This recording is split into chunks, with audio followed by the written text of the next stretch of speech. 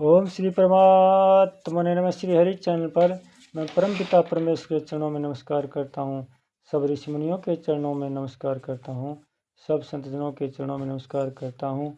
इस मेरी मातृभूमि के चरणों में नमस्कार करता हूँ। इस वीडियो को आप पूरा सुने, अंत तक सुने। इस वीडियो को सुनने वाले मेरे देश के हर कोने में गृह बैठी माताओं के चरणों में चरण स्पर्श करता हूँ। बहनों भाइयों को प्यार भरा नमस्कार। सभी देशवासियों का स्वागत। यह वीडियो श्री कृष्ण अर्जुन संवाद का है। जब महाभारत युद्ध में अर्जुन धर्म संकट में था, तनाव में था, चिंताओं से घिर गया था, कोई निर्णय नहीं ले पा रहा था, तब भगवान की शरण में गया।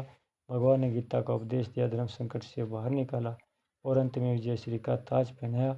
इसलिए वीडियो सुनने मात्र से ही मानसिक तनाव, चिंताग्रस्त, शारीरिक तनाव से मुक्ति मिलेगी। इसलिए आप सब श्रोतागण से मेरी विनती है, इस सुप्रभात पुण्य का भागीदार बनकर जन कल्याण में अपना सहयोग दें। वीडियो को ज़्यादा से ज़्यादा सब्सक्राइब करें, शेयर करें और लाइक करें। अब आगे क्या करें कि बढ़े हुए तमोगुण के क्या लक्षण हैं, इसको आगे के श्लोक में बताते हैं। भगवान क्या कहते हैं? अप्रकाशो अप्रवृत्तिश्च प्रमादो मोह एव च तमस्येतानि जायन्ते विवृद्धे कुरु नंदन। हे कुरुनंदन, तमोगुण के बढ़ने पर अप्रकाश, अप्रवृत्ति तथा प्रमाद और मोह ये वृत्तियां भी पैदा होती है। व्याख्या: अप्रकाश सतोगुण की प्रकाश अवस्था वृत्ति को दबाकर जब तमोगुण बढ़ जाता है तब इंद्रिया और अंतःकरण में स्वस्थता नहीं रहती। इंद्रिया और अंतःकरण में जो समझने की शक्ति है वह तमोगुण के बढ़ने पर लुप्त हो जाती है।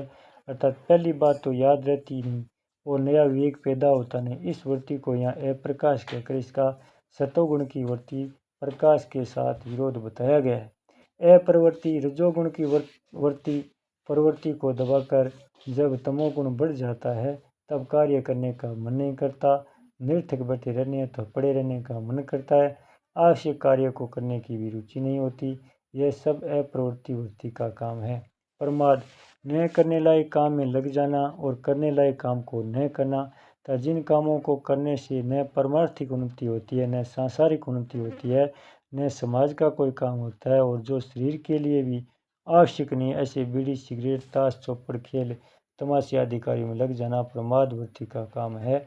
मोह है तमोगुण के बढ़ने पर जब मोह वृत्ति आ जाती है तब भीतर में विवेक विरोधी भाव पैदा होने लगते हैं। क्रिया के करने और न करने विवेक काम नहीं करता, परंतु मूर्खता छाई रहती है जिससे परमार्थिक और व्यवहारिक काम करने की सामर्थ्य नहीं रहती।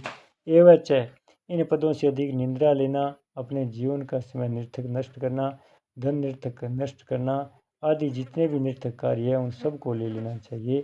तमस्येतानि जायन्ते विवृद्धे कुरु नंदन, ये सब बढ़े हुए तमोगुण के लक्षण है। अर्थात जब ये अप्रकाश, अप्रवृत्ति आदि दिखाई दे तब समझना चाहिए कि सतोगुण और रजोगुण को दबाकर तमोगुण बढ़ा है। सतो, रज और तम ये तीनों ही गुण सूक्ष्म होने से अतीन्द्रिय है, अर्थात इंद्रियां और अंतःकरण के विषय नहीं है। इसलिए तीनों गुण साक्षात देखने में नहीं आते, इनके स्वरूप का साक्षात ज्ञान नहीं होता।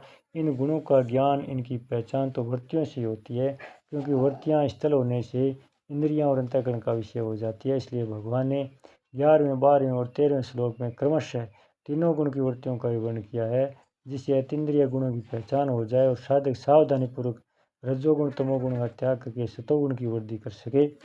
मार्मिक बात है कि सतो, रज और तम ये तीनों गुणों की वृत्तियां स्वाभाविक ही उत्पन्न, नष्ट तथा कम अधिक होती रहती है। ये सभी परिवर्तनशील है। साधक अपने जीवन में इन वृत्तियों के परिवर्तन का अनुभव करती है। इससे सिद्ध होता है कि तीनों गुणों की वृत्तियां बदलने वाली है और इनके परिवर्तन को जानने वाले पुरुष में कभी कोई परिवर्तन नहीं होता। तीनों गुणों की वृत्तियां दृश्य और पुरुष को देखने वाला होने से दृष्टा है। दृष्टा दृश्य से श्रोता भिन्न होता है, यह नियम है। दृश्य की तरफ दृष्टि होने से ही दृष्टा संज्ञा होती है। दृश्य और दृष्टि न रहने पर दृष्टा संज्ञा रहित रहता है। भूल यह होती है कि दृश्य को अपने में आरोपित करके वह मैं कामी हूँ, मैं क्रोधी हूँ आदि मान लेता है। काम, क्रोध आदि विकारों से संबंध जोड़कर उन्हें अपने में मान लेना, उन विकारों को निमंत्रण देना और उन्हें स्थायी बनाना है।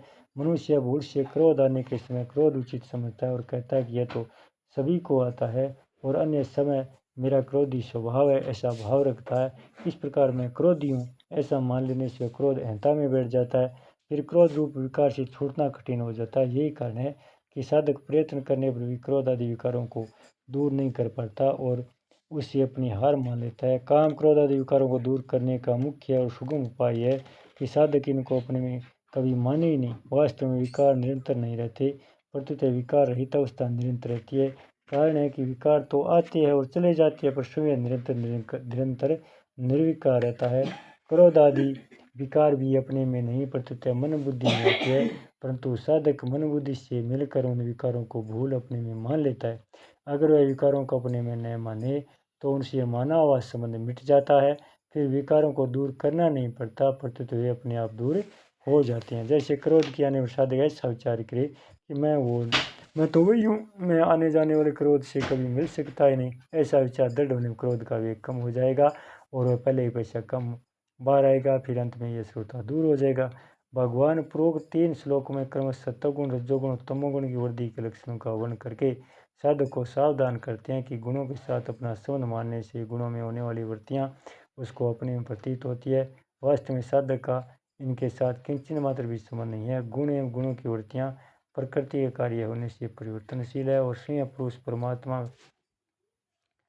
का अंश होने से अपरिवर्तनशील है। प्रकृति और पुरुष दोनों भी जाती है, बदलने वाले के साथ न बदलने वाला के खत्म हो ही कैसे सकता है। इस वास्तविकता को दृष्टि रखने से तमोगुण और रजोगुण दब जाते हैं तथा साधक में सतोगुण की वृद्धि स्वतः हो जाती है।